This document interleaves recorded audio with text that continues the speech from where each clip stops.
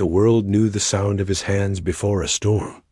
It was a particular quality to the silence in a concert hall just as he lifted his fingers above the keys. 5,000 people would hold their breath as one, and in that suspended moment, you could feel it, the certainty. The absolute, unshakable certainty that they were about to witness perfection. He was, by any measure that mattered, the best pianist alive. His name was a synonym for genius, spoken in the same reverent tone as the old masters. Magazines called him the maestro of the modern age, and critics, those perpetually unhappy creatures, saved their few scraps of praise exclusively for him. To hear him play was, they wrote, not to hear music being performed, but to hear it being born again, fresh and furious and alive. He lived in a world of cool, polished surfaces and warm, roaring crowds. His home was a sleek apartment high above the city, its main room dominated by a single magnificent concert grand piano. The piano was a beast of gleaming black lacquer, a sleeping lion that only woke for him. There were no family photos on the mantel, no colorful rugs or messy bookshelves. There was only the piano, a single elegant chair, and a vast window that looked out over the glittering skyline. The view was like a reward, a kingdom laid out at his feet. He liked it that way. It was clean. It was clear. It reflected his own mind. From the time he could crawl, he had been drawn to the keys. His childhood was not one of playgrounds or football games, but of disciplined hours in a small room, his small hands stretching to form chords that made his elderly teacher weep. He didn't mind the loneliness. Other children were confusing, loud, and unpredictable. The piano was not. The piano was logic. It was cause and effect. You pressed a key, and a specific, beautiful note sang out. You practiced a difficult passage 10 times, 100 times, 1,000 times, and eventually your muscles remembered, and the difficulty vanished. It was a world of perfect rules, and he had mastered every single one. Now, as a man, his life was a rhythm as precise as a metronome. Mornings were for silence and slow, deliberate scales, feeling the connection of each finger to the hammer, to the string, to the sound. Afternoons were for conquering. He would choose a complex, terrifying work by Liszt or Prokofiev, and he would dismantle it. He would analyze its structure like a surgeon, isolate its tricky passages, and drill them until they were not just easy, but effortless. He didn't just play the notes. He owned them. He could make the piano roar with the fury of an entire orchestra, or whisper so softly that the audience would lean forward, afraid to miss a single delicate sigh. His concerts were events. People saved for months to buy tickets. They wore their finest clothes, speaking in hushed tones as they found their seats. When he walked onto the stage, a figure of serene focus, never smiling, always bowed slightly to the instrument, as if to a worthy opponent. The applause was not just excited, it was grateful. They were thanking him for the beauty he was about to give them, and he gave it. He played with a power that made the floor vibrate. He played with a tenderness that brought tears to strangers' eyes. He played with a technical brilliance that left other pianists in the audience shaking their heads in a mix of envy and awe. There was no flaw, no memory slip, no fumbled chord, no hint of straying. It was superhuman. Afterwards, at lavish parties in penthouse suites, people would swarm him. Beautiful people, important people, all wanting a piece of his light. A famous actress would touch his arm and say, "You made me feel things I've forgotten." A billionaire would clap him on the back and offer to buy him a yacht. He would accept a glass of champagne, nod politely, and feel nothing but a quiet, cold satisfaction. Their admiration was simply proof of a theorem he had already solved. He was the best. Their words were just echoes of a fact. He had a manager, a sharp-eyed woman who handled the noise of the world so he didn't have to. One day, after signing contracts for a world tour, she looked at him across his pristine living room. "You know," she said, her voice careful, "you could smile a little more on stage. Let them see the real you. It's good for the brand." He looked up from the piano keys he was lightly touching. "The music is the real me," he said simply. "Anything else is decoration, and unnecessary." She laughed, a short, surprised sound. Confident as ever. "It's not confidence," he replied, his gaze returning to the keys. He played a rapid, glittering scale that rippled through the room like water. "It is simply the truth. I have spent my life studying this. I understand it. There is no piece written that I cannot play, no technical challenge I cannot meet. This," he gestured to the piano, "to the city beyond the window, to the contracts on the table, is the result. It is the logical conclusion of perfect work." And he believed it, completely. Why wouldn't he? Every experience of his life had confirmed it. He heard other pianists play and could instantly pinpoint the slight rush in a fast passage, the tiny uncertainty in a quiet chord. He would think, not with malice, but with pure analysis, asterisk, "I would not have made that mistake." My phrasing there is superior. Asterisk, his world was a beautifully sealed glass box. Inside, everything was ordered, controlled, and magnificent. He was the master of it all. The piano was his kingdom, and he had walked every inch of its territory. There were no more mysteries to solve, no more mountains to climb. He had reached the peak, and the air was thin, clear, and profoundly satisfying. He sat at his piano, the city lights twinkling like obedient stars below him, and felt the deep, quiet peace of total mastery. The journey was over. All that remained was the enjoyment of the view. He did not know, of course, that the most important journey of his life had not yet begun. He did not suspect that a single sheet of forgotten music, waiting in a dusty shop in a city far away, held a melody that would not challenge his fingers, but would shatter the very foundation of his world. The storm was not in the music he played. The storm was coming for the quiet, perfect silence inside him. The city of Vienna was a living museum of sound. The very stones of the place seemed to hum with old waltzes and the ghosts of sonatas. He was there for a week of sold-out performances at the grandest concert hall, another jewel to add to his crown. The crowds were, as always, adoring. The reviews used words like transcendent and once in a generation. He accepted it all as his due. On his last afternoon, with a few hours to kill before his flight, he slipped away from his manager and the usual entourage. He needed quiet. The relentless noise of admiration could be as draining as any criticism. He found himself wandering the narrow, cobbled streets of the old town, away from the souvenir shops and the crowd snapping pictures of horse-drawn carriages. He turned down a lane, so quiet he could hear his own footsteps echo. The buildings leaned in close, their facades painted in faded shades of yellow and ochre. That's when he saw the shop. There was no flashy sign, just old, gilt lettering on a dusty window that read, simply, Alte Noten, old sheet music. The window was a jumble of curiosities, a cracked metronome, a violin with a single broken string, stacks of yellowed papers tied with fraying ribbon. Something about the quiet disorder drew him in. A little brass bell above the door chimed a soft, off-key note as he entered. The air inside was thick, with the smell of old paper, leather, and dust. It was the smell of time. An elderly man with a kind, wrinkled face and glasses, perched on the end of his nose, looked up from behind a cluttered counter and nodded, then went back to mending the spine of a book.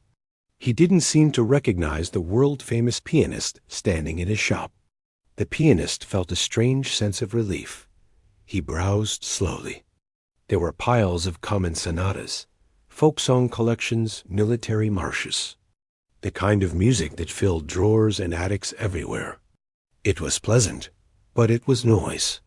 He was about to leave, thinking the detour a waste of time, when a corner of the room caught his eye. It was darker there, crowded with tall, unstable-looking cabinets. He walked over and opened a cabinet door. A small cloud of dust motes danced in a thin shaft of sunlight. Inside were portfolios, their leather covers cracked and dry. He pulled one out at random. It was heavy. He laid it on a small, scratched table and opened the clasp. The first few pages were unremarkable faded exercises, a scribbled drinking song. He was about to close it when a thicker piece of paper, tucked right at the back, shifted. He carefully pulled it free. It was a single sheet, but it felt substantial. The paper was a creamy, heavy parchment, not the brittle wood pulp of the others. It was entirely handwritten in a beautiful flowing ink script, dark brown with age, but perfectly clear. There was no printed title, no composer's name at the top, just 12 staves of music, waiting. His eyes, trained over a lifetime to instantly decode notation, scanned the first line. A slow, simple melody began in the right hand, alone. Just single notes, wandering up and down a minor scale. It was profoundly sad, but in a gentle, lonely way. It reminded him of walking through an empty house at dusk. He could play this in his sleep. It was child's play. But then his gaze dropped to the next line. The left hand entered, not with a standard chord, but with a cluster of notes that, on paper, looked like they should clash horribly. Yet as he heard them in his mind, they didn't clash. They created a strange, haunting harmony that made the simple melody above it suddenly seem deep and mysterious. Interesting, he thought. Unusual voicing. He read on. The third line introduced a time signature change, then another. The rhythm became fluid, unpredictable, like a heartbeat stumbling. By the fourth line, the right hand was doing something that made his own fingers twitch slightly against his leg. It was a rapid, delicate pattern, but it was written in a key that forced the hand into an awkward, stretched position. Not impossible, but uncomfortable. Elegantly uncomfortable. He was fully absorbed now, the dusty shop and the old man forgotten. This was a puzzle. A sophisticated, beautifully penned puzzle. He turned the page over. The back was filled with more. Here, the puzzle became a labyrinth. The clefs changed mid-staff. There were notations he didn't immediately recognize, symbols that looked like small eyes weeping, or arrows curling back on themselves. One chord, spanning the entire bass clef, required an impossible span for a human hand, a tenth, plus an extra note in the middle. No one could physically play that as written. Was it a mistake? A joke? And then, in the bottom right margin, written in the same elegant hand but in smaller, finer script, he saw it. A line of text in German. Asterisk for den. Der MIT der Zellelauscht, nicht MIT den Hinden. Asterisk, he knew enough German. For the one who listens with the soul, not with the hands. A shiver, faint but unmistakable, traveled down his spine. It wasn't the cold of the shop. It was the feeling of being seen, of being addressed directly across the centuries by this unknown writer. The arrogance of the phrase should have annoyed him. Who was this scribbler to tell him, the master of the keyboard, how to listen? But it didn't annoy him. It hooked him. It was a challenge wrapped in a mystery. This wasn't just difficult music. It was music that seemed to comment on difficulty itself.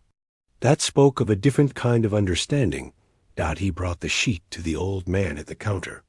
This, he said, his voice sounding louder than he intended in the quiet space. Where did it come from? The old man took the parchment, holding it with practiced care. He peered at it, turning it towards the light from the window. He shook his head slowly. I have no memory of this. My father, maybe, or his father before him, they collected from estate sales, from empty houses. So much comes through. It is beautiful writing, no? The composer? Is there a name? Another slow shake. None I see. It is a ghost. He looked up at the pianist, his eyes magnified behind his glasses. You have an interest in ghosts? How much? The old man considered, his gaze moving from the intense face of the customer to the exquisite manuscript. For a ghost, 200 euros. It is very old, unique. It was a ridiculous price for a single, nameless sheet of music. He could buy a first edition of Beethoven for less. But he didn't hesitate. He pulled the money from his wallet and placed it on the counter. The transaction felt significant, like a key turning in a lock. He carried the portfolio, now holding his ghost, back to his hotel and on to the private jet. He didn't look at it again during the journey. He wanted to be in his own space, with his own piano, before he confronted it properly. The familiar melody from the first line, however, had already taken root in his mind. It played on a loop behind his thoughts, that sad, simple little tune. Back in his pristine apartment, the city skyline glittering as night fell, he finally took it out. He placed the single beautiful page on his music stand. The modern, sleek stand looked alien holding this ancient script. He sat on his bench, flexed his hands, and for the first time tried to play it. The opening notes sounded in the room. They were even lonelier than he had imagined, the sound fading into the vast quiet of the apartment. He continued. He reached the first complex chord, and his left hand formed it. It sounded wrong. The notes were correct, but the feeling was off. It was too heavy, too solid. On the page, it looked like it should shimmer, and he had made it thud dot. He pushed on, determined to get the notes right first, to conquer the geography of the piece. Then he hit the passage with the awkward stretch. His fingers, long and supple, could reach it, but to move from that position to the next was slow, clumsy. He, who could play flights of notes at blinding speed, fumbled. He stopped. He looked at the impossible chord, the one no hand could play. A slight, familiar smile touched his lips. A puzzle. This was just a complex, badly notated puzzle. He would solve it. He would decipher the strange symbols. He would redistribute the impossible chords between two hands. He would master the fluid rhythms. He would add this curious, beautiful ghost to his collection. Dottie felt a spark of the old excitement, the thrill of the hunt. He had thought there were no more challenges. And here one was, delivered by chance on a quiet afternoon. He would tame it, and that would be the final proof of his mastery. Nothing, not even a ghost from the past, could stand against his skill. He had no idea that the ghost was not in the parchment. The ghost was in the melody, and it had already slipped inside him. It was sitting quietly now, waiting for him to realize that he was not the hunter in this story. He was the one being slowly, beautifully, drawn into a maze from which there was no easy way out. At first, it was a project, an engaging diversion. He approached the enigmatic sheet with the same methodical ruthlessness that had conquered every concerto and sonata in his path. He made a pristine digital copy of the fragile manuscript to preserve it, then pinned the original to a large corkboard he erected in his studio, a declaration of war. The opening was simple, so he started there. He would play that lonely, wandering melody, and then stop. He'd analyze the first strange chord. He spent an entire afternoon just on that one harmony, playing it over and over, listening, trying different fingerings, writing notes in his meticulous script. Asterisk too dense. Try omitting the fifth. The melody note clashes? No, it yearns. Asterisk, he was a scientist dissecting an unknown organism. He broke the piece into fragments, just as he'd always done. He assigned numbers to each measure, each problematic cluster. He created exercises to strengthen the stretch his hands found so awkward. He transcribed the impossible, sprawling chords, splitting them between two hands in a logical way. He was solving it. Piece by piece, note by note, he was building a bridge over this mysterious river. But the river had a current. He would master a two-bar phrase in isolation, feeling a flush of victory. Then he would try to connect it to the next phrase. The transition was never smooth. The logic he had imposed would crumble. The rhythm, which he had painstakingly counted out, would feel jerky and wrong when played in sequence. The music on the page seemed to breathe in a way his rigid interpretation did not allow.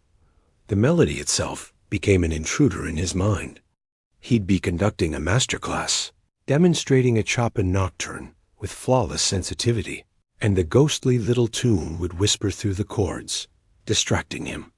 He'd be trying to sleep, and the left-hand pattern, that stumbling heartbeat rhythm, would thump softly against his temples. It was no longer just a sequence of notes. It was a presence. A quiet, patient presence watching him work. Weeks turned into a month. The corkboard became a map of a battle, covered in colored pins, string, and frantic annotations. The sleek order of his studio was gone, buried under piles of his own transcribed versions, all of them missing something. The frustration was a new sensation, a cold, tight knot in his stomach. He was used to obstacles that yielded to effort. This one just seemed to change shape. One night, very late, he lost his temper. It was at the cascading run in the middle section, a flourish that looked dazzling on paper, but fell apart under his fingers, sounding like broken glass. He played it wrong for the 20th time, and a hot wave of anger surged through him. His hand, of its own volition, slammed down in a furious discordant crash onto the keys. The piano let out a shocked, ugly roar that echoed in the silent apartment. The sound horrified him. It was violence. It was loss of control. He sat there, his heart hammering against his ribs, his perfect hands now fists on the ivory. He stared at the manuscript, the elegant script seeming to look back at him with calm indifference. For the one who listens with the soul, not with the hands. What does that mean? He shouted at the empty room, his voice rough. You play with your hands. That is how it is done. The silence that followed was heavy. He was the best pianist in the world, and he was yelling at a piece of paper. The shame that followed the anger was worse. He got up, turned off the light, and left the studio. He didn't go near the piano for 3 days. He canceled his appointments. He ignored calls from his worried manager. He just stared out at the city, the melody playing its endless loop in the back of his skull. The break didn't help. It made the pull stronger. He went back, but his approach had changed. The confident hunt was over. Now it was a grin siege. He stopped trying to fix the piece into something playable. Instead, he became obsessed with playing it exactly as written, as if proving its impossibility would break its spell. He forced his hand to contort for the impossible spans until his tendons ached. He drilled the unnatural rhythms until they were a mechanical, dead click track in his head. He was trying to dominate it through sheer, brutal force of will. He stopped playing anything else. Why would he? This was the only mountain left. All other music felt flat, simple, already known. His world, once so vast and celebrated, shrank to the dimensions of a single sheet of parchment and the 88 keys in front of it. The polished surfaces of his life gathered dust. The calls from concert halls dwindled, then stopped. Rumors began to circulate in the music world. He was ill. He had lost his nerve. He was working on a revolutionary new composition. He was, in a way, ill. He was haunted. Dark circles settled under his eyes. He forgot to eat. The elegant, confident man was fading, replaced by a gaunt, intense figure who jumped at sudden sounds. The piano was no longer his kingdom. It was his interrogation room, and the manuscript was his silent inquisitor. The lowest point came on a rainy afternoon. He had been working for 14 hours straight on a single line, 4 measures of music. He could play the notes. He could execute them. But it sounded hollow. It sounded like a technical exercise, a corpse of the beautiful, haunting feeling the page promised. He played it again, hollow. Again, empty. A terrible, hollow feeling opened up inside his own chest to match it. It was the feeling of final, irrefutable failure. Not a stumble, not a challenge, but a wall he could not pass. His entire life, his entire identity, was built on a simple premise that with enough skill and work, he could translate any written music into beauty. This premise was now a lie. He put his head in his hands. There were no tears. He was too empty for that. He just sat there, bowed over the keyboard, defeated. The rain tapped against the window. The simple opening melody of the piece sang in his mind, not as a challenge now, but as a lament. A lament for him. In that absolute silence of defeat, something shifted. It wasn't a thought. It was a surrender. The fight drained out of him, leaving only a weary stillness. He looked up at the page. For the first time, he wasn't looking at a problem to solve. He was just looking at it. Listen with the soul, not with the hands. His hands, the proud instruments of his triumph, had failed. They had nothing more to give. What was left? What was the soul in this context? Not something magical, not some mystical force. It was everything that wasn't technique. It was the feeling behind the notes, the loneliness, the yearning, the strange shimmering peace that hid inside the dissonance. Tentatively, almost afraid, he placed his fingers on the keys. He didn't try to play the 4 impossible measures. He went all the way back to the very beginning, to the simple single-line melody. He played it slowly, and this time he didn't think about fingering or tone or phrasing. He just thought about the sound of walking through an empty house at dusk. He let the note hang in the quiet room, and he listened to its loneliness until it faded completely into silence. He waited. He breathed. Then he played the next note. He wasn't building a performance. He wasn't conquering anything. He was just following a feeling. The notes were just signposts for a journey he couldn't map. For the first time since he'd found it, the music didn't fight him. It didn't open up either. But it stopped screaming. It just was. And he, for the first time in his adult life, was not a master. He was just a man, sitting in a quiet room, listening to a single sad note disappear. And in that emptiness, after months of furious noise, he found a strange new kind of beginning. The war was over. The silence in the studio was no longer tense or accusing. It was a blanket, heavy and still. He sat at the piano, a different man in the same chair. The frantic energy, the tight coil of frustration, was gone. In its place was a deep, weary emptiness. He had thrown everything he knew, every technique, every ounce of willpower at the music, and had been utterly defeated. There was nothing left to try. And so, for the first time, he simply stopped trying. He looked at the manuscript, not as a foe, but as a landscape. A strange, beautiful, impossible country. He was no longer trying to build a road through it. He was just sitting at its border, listening to its weather. He began again with the first note. But now, he didn't play it to start a piece. He played it to hear that one sound. He let the soft, melancholic tone fill the room and then vanish. He waited, listening to the silence it left behind. That silence, he realized, was part of the music too.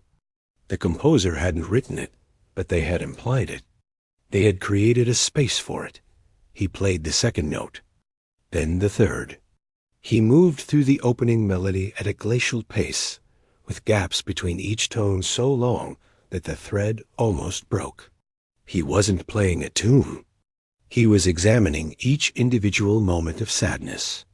He found that if he listened this way, the simple melody wasn't simple at all. It was a story without words. This was the unlearning. It was the hardest work he had ever done, to silence a lifetime of instinct. His fingers, possessed of their own memory, wanted to rush ahead, to find the logic, to group the notes into sensible patterns. He had to consciously hold them back. His mind, a master analyst, wanted to name every chord, critique every transition. He had to gently tell it to be quiet. He spent days on the first 3 lines. He wasn't practicing. He was meditating. He would sit for hours, sometimes not playing at all, just looking at the strange notation, trying to feel what the symbols were pointing to, rather than what they literally commanded. The impossible chord, the one that couldn't be played by one hand, wasn't an error or a taunt. It was an idea of a sound so rich and dense, it was almost a physical object. So he tried to imagine that sound. He played a simpler version of its essence with his left hand, and let his right hand hover above the keys, as if the rest of the chord was hanging in the air, implied that it felt foolish. It felt like cheating. This wasn't real piano playing. Real piano playing was precision, control, reproduction. This was suggestion, interpretation of the deepest, most vulnerable kind. Slowly, tentatively, he began to explore. The piece, he realized, was a skeleton. The notes were the bones, but the composer had left no instructions for the flesh, the skin, the breath.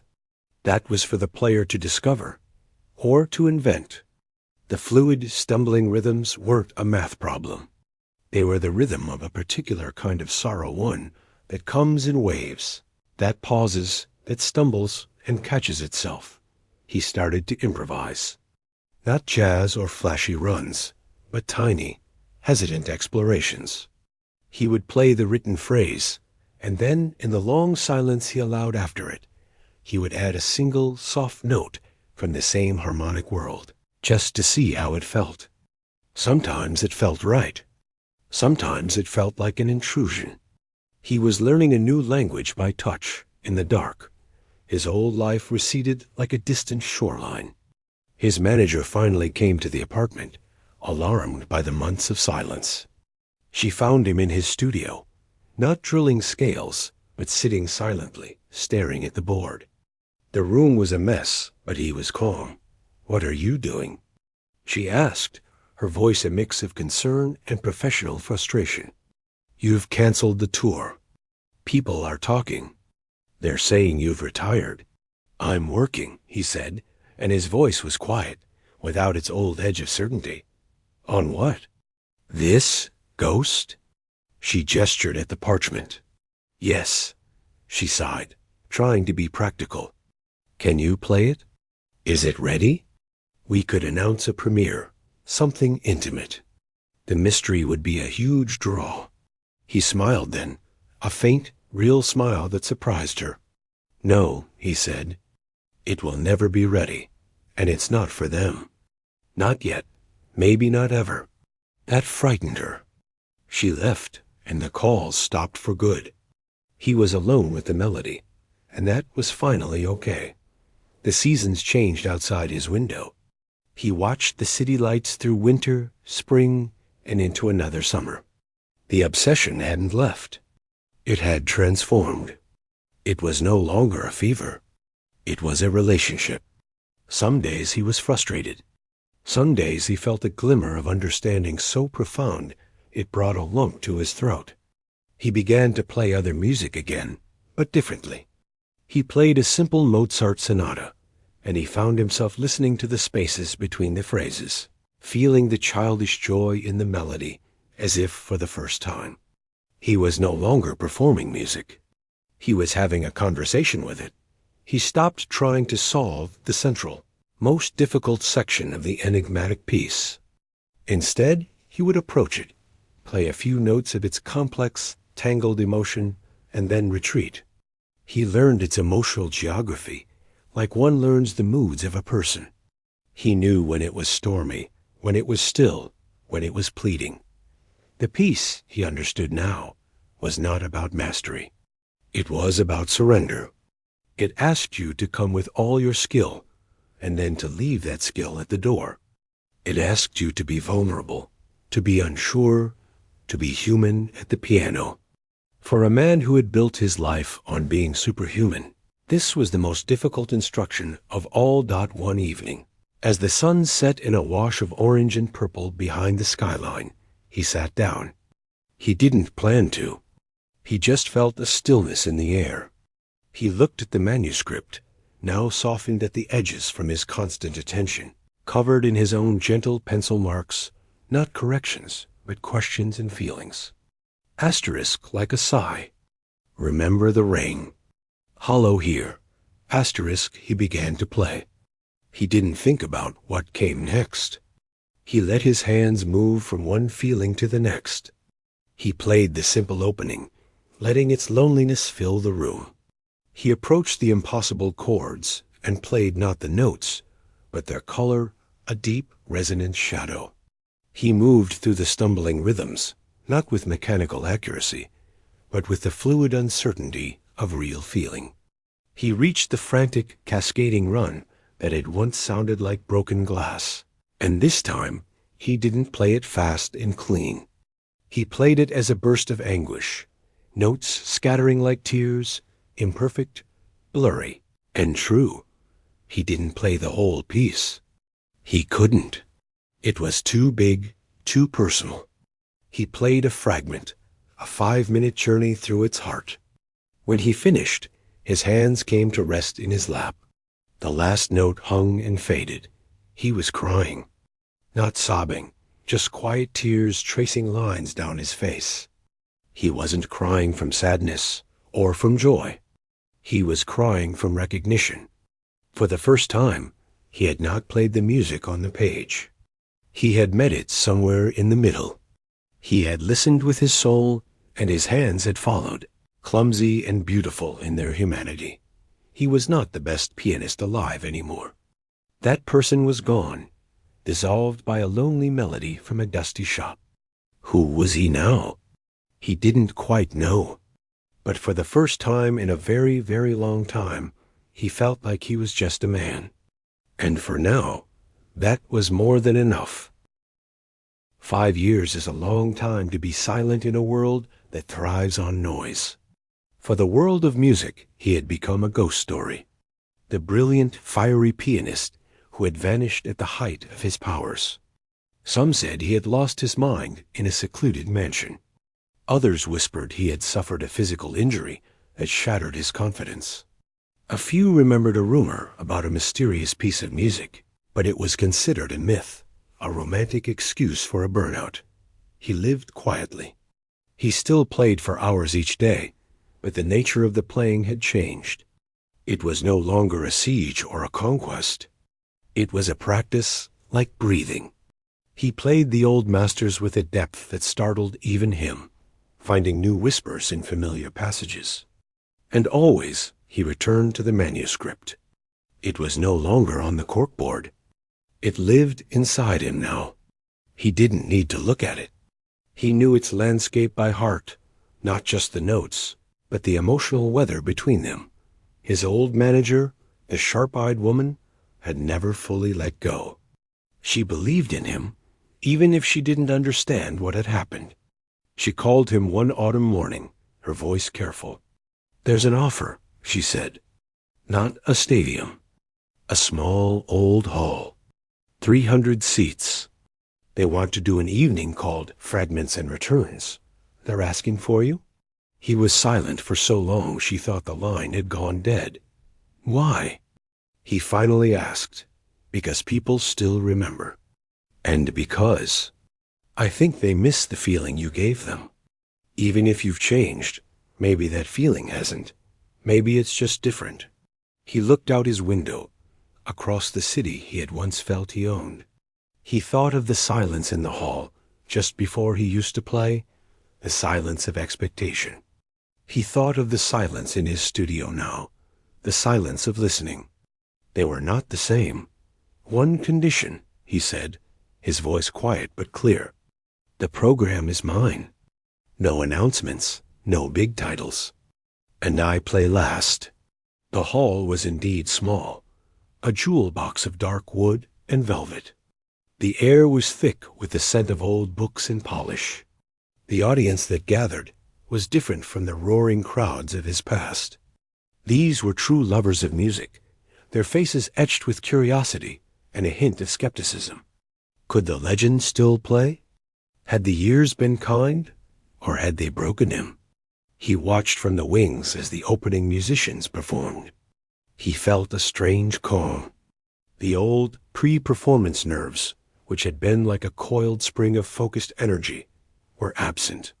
In their place was a hollow readiness, an emptiness waiting to be filled.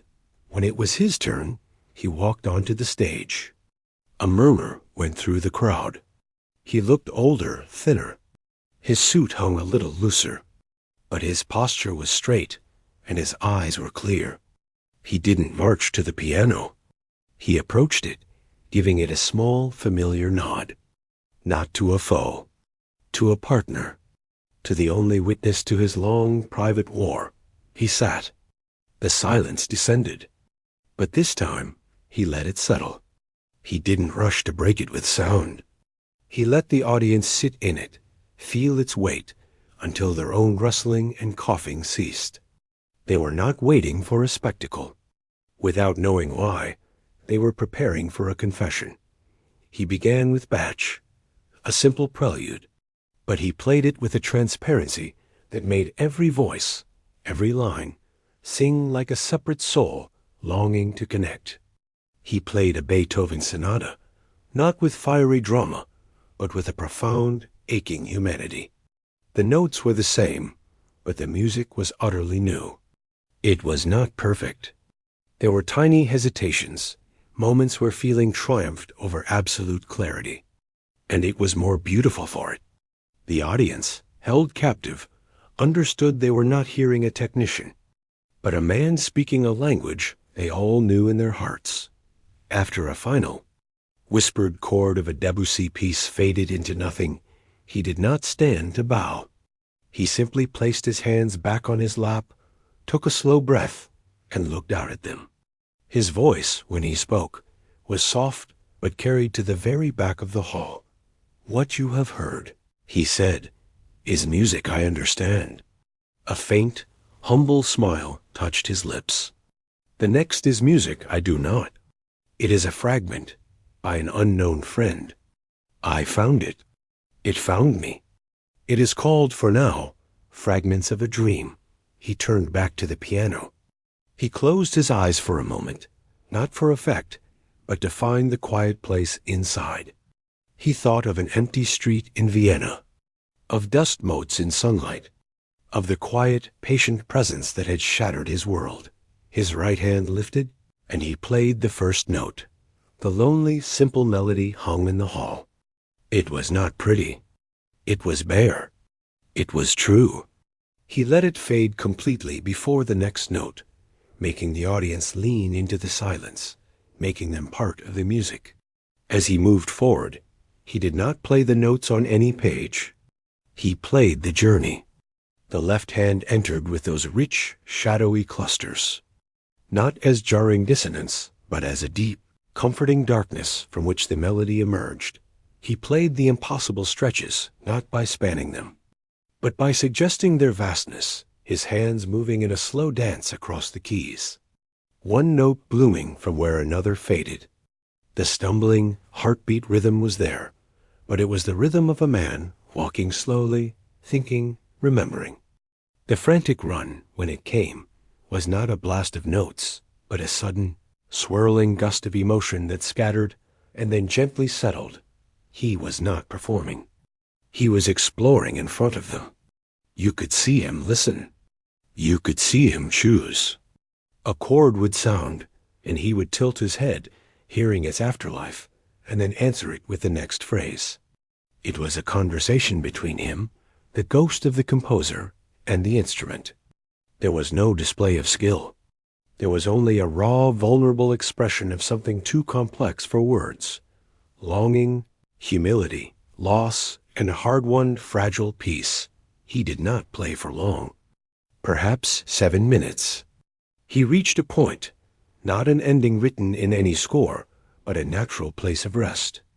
A place where the questioning melody found a temporary answer, not in a triumphant major chord, but in a quiet, unresolved harmony that spoke of continuation, of a journey without a real end.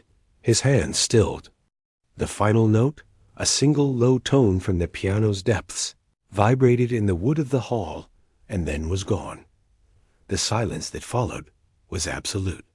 It was not the silence of confusion, or even of awe. It was the silence of shared understanding. 300 people had not just heard a piece of music. They had witnessed a man's soul being quietly laid bare. They had seen the towering pride of an artist humbled, and in that humbling, transformed into something far more powerful, humanity. Then, as if waking from a dream, someone in the front row began to cry. Not loudly. A soft, released breath that was also a sob. It broke the spell, and the applause began. But it was not the wild, roaring standing ovation of his past. It was slower. It built from a murmur to a warm, sustained wave of sound. People rose to their feet, not in frantic excitement, but in respect and gratitude. Many had tears on their faces. They were not cheering for a virtuoso. They were thanking a fellow human being for an act of profound courage. He stood, facing them. He felt the warmth of the sound wash over him, but it didn't touch the quiet place inside. He bowed deeply, not as a conqueror accepting tribute, but as a man offering a gift and being grateful it was received. Later, alone in his dressing room, his manager burst in, her eyes shining. That was, I have no words. They're calling it a miracle. A comeback for the ages. He was wiping the piano dust from his fingers with a cloth. He shook his head slowly. It wasn't a comeback, he said, his voice tired but clear. That person never left. He just dissolved. What they heard tonight wasn't the best pianist alive. He looked at his hands, the tools of his old life, now just his hands again. It was just a man who finally learned how to listen. He put on his coat, ready to go home to the quiet. The applause still echoed in the corridors of the old hall, a fading storm. But inside him, there was only the gentle, everlasting echo of a simple, lonely melody and the deep, peaceful silence that now lived comfortably alongside it. The war was over. The music had won, and in losing, he had finally found his way home.